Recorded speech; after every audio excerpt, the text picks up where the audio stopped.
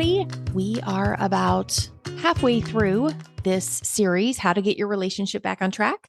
So I hope that you are enjoying it, that you are finding it helpful. We thus far have talked about creating a healing separation in your relationship, regulating your emotions, making deposits in your love bank.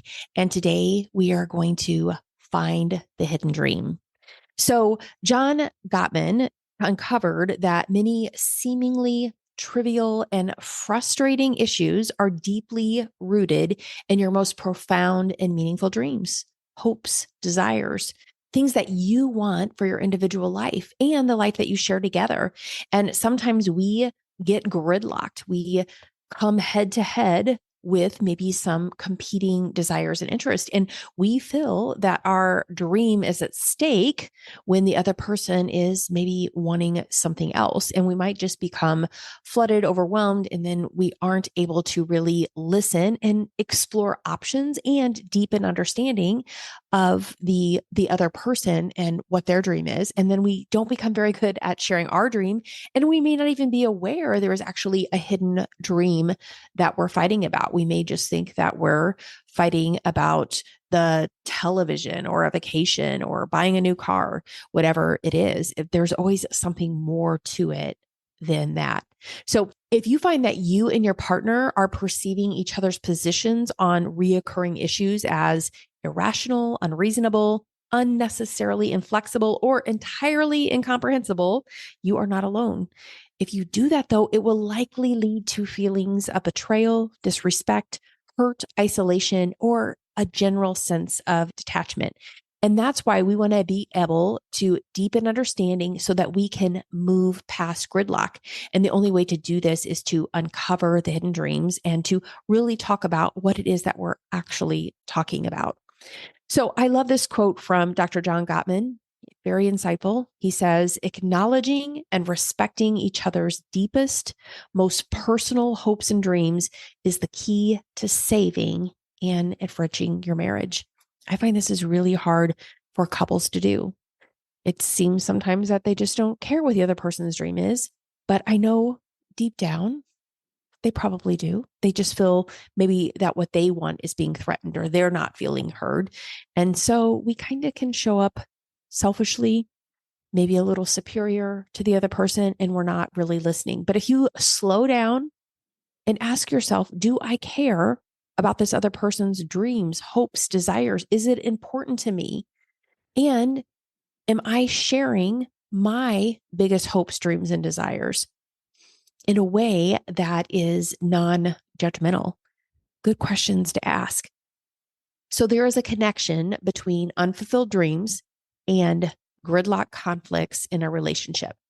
So ongoing perpetual conflicts often originate from profound differences in our personality, our lifestyle preferences. And it just goes back to the bones of who you are, your family of origin issues, your different personalities, things that maybe have happened in your life. And so you may never see eye to eye on these different wishes, desires, interests. When we explore the impact of feeling restricted in achieving our personal dreams within an intimate relationship, we are actually able to have a conversation where we're not just trying to resolve and solve the issue. We're not just fighting to get our way or to be heard, but we're actually slowing it down so that we can understand each other on a deeper, more intimate level. So we want to be able to unearth the buried dreams. The difficulty of accessing these dreams is real. You have a busy life. Things are going on. Something may come up. There may be conflict, but then everything gets lost in the shuffle and maybe you don't go back to the conversation. And so there are real world stressors, other things going on in your life. And so we may not even take time to be aware of our own dreams, much less our partner's dream. But there is such value when we are allowed to explore our thoughts, like doing that personally. I love having quiet time in the morning. I call it my time with the Lord. But it is a time where I look inward. What am I thinking? What am I feeling? And I invite the Lord into that space to explore all of those inner thoughts and feelings that I'm having. And that helps me know myself better. And I can't express myself to my partner better or show up more authentically if I don't even know myself. But if you can create that space, I think first for yourself and then within your relationship, a space where you can allow some free willing thoughts, that space will reveal new and exciting insights into each of your lives. It will create space for growth, opportunity, and really reinvention. That's one thing that I've been talking about this month. This series is actually kind of a tease. Is tease the word? A primer, a carrot. I'm trying to pull you in and draw you into a new group program. Well, it's not brand new. I did it once last year, but I'm offering it again this year, relationship reinvention. And I'm going to do some group coaching with couples. If you haven't done group coaching, it's a powerful experience. And I feel like we had a really effective group last year. It's a 12-week experience for couples. It's virtual, it's online. There's things you do at home, and there is live coaching calls with me. And so if you want to reinvent your relationship, if you want to explore some hidden dreams, but you want all these tools and more, then you want to sign up for Relationship Reinvention. It closes next week. We start March 1st is when everything unlocks. So don't miss this opportunity. Go to myhappyvault.com/reinvention and you can find the link to that. Okay. Quick little promo there in the middle. So I got off track a little bit. I just heard revealing new and exciting insights into your life, and it made me think of reinvention.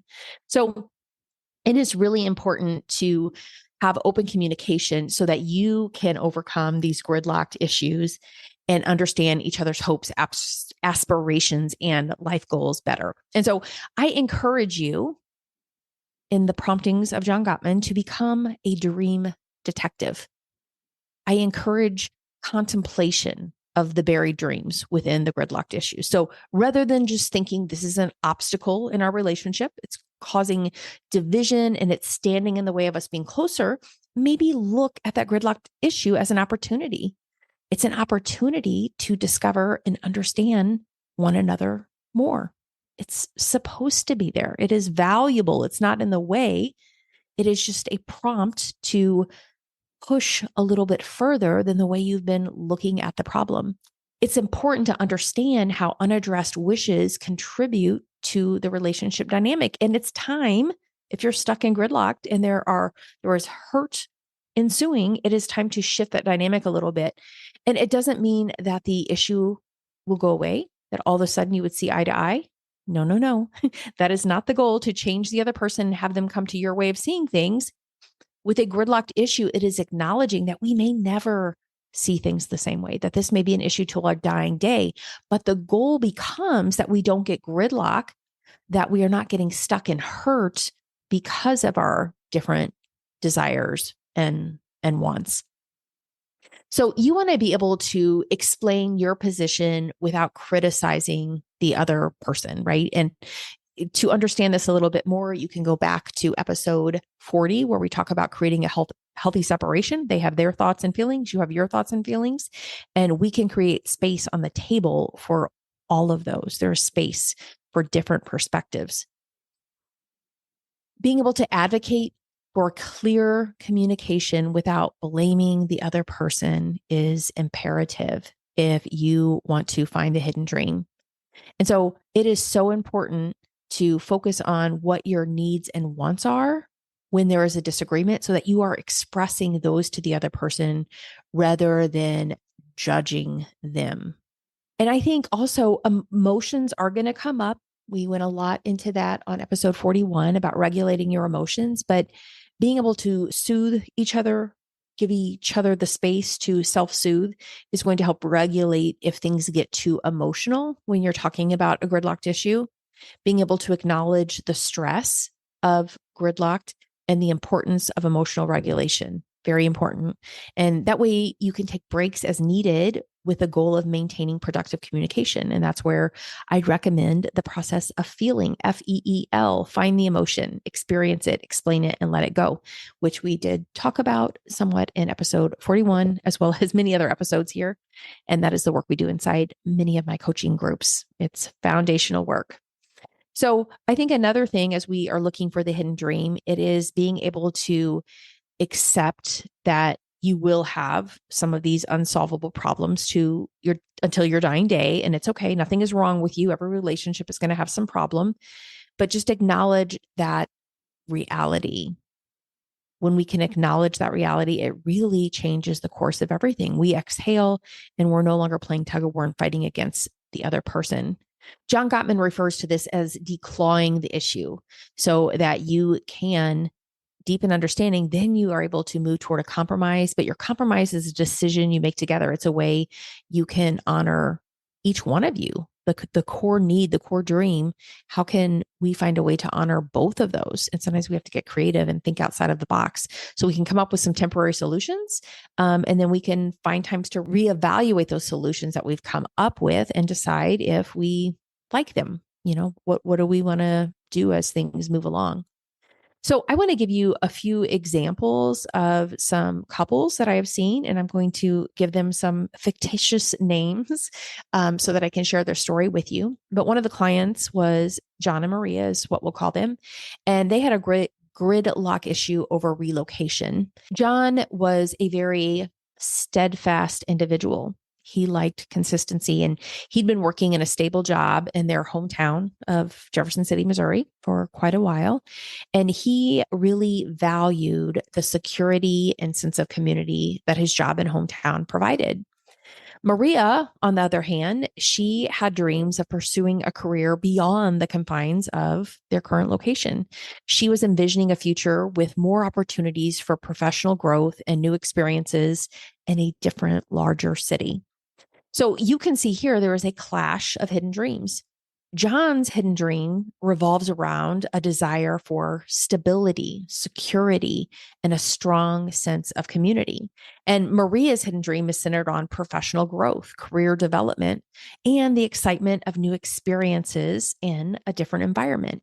So notice we could take this issue about moving to a new community and we can pull back the layers a little bit and to see that it's not just about relocating, it's what the relocation symbolizes and what is at stake. And so for John, it feels like that stability and security is at stake. And so he is fighting for that, while Maria is fighting for this excitement of new experiences and new opportunities.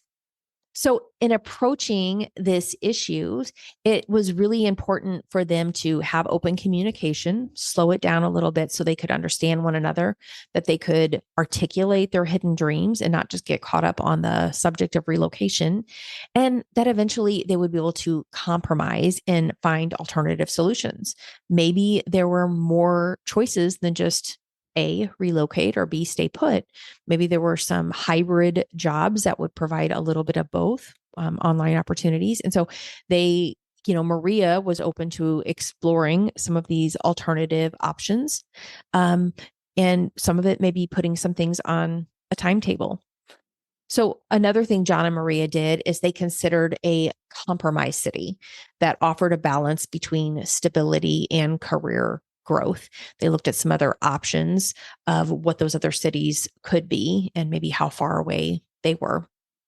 This process of navigating this gridlocked issue involved making that time for understanding to show that you really cared and respected where the other person was coming from, and then opening yourself up to discover those hidden dreams and ultimately make a decision that could honor both partners' core dreams together, which would be a little give and take on each person's part.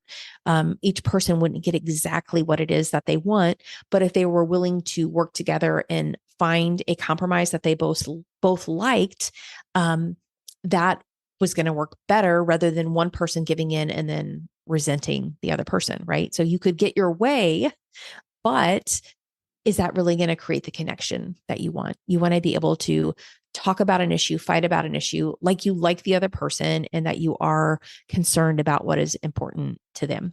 A second example, we'll call this couple, Sarah and James. They had a family planning conflict and they had been married for several years, but they had different perspectives on starting a family. Sarah was very eager to have children. She had a strong emotional pull toward motherhood, where James, however, felt uncertain about parenthood and was more focused on building his career and maintaining a specific lifestyle.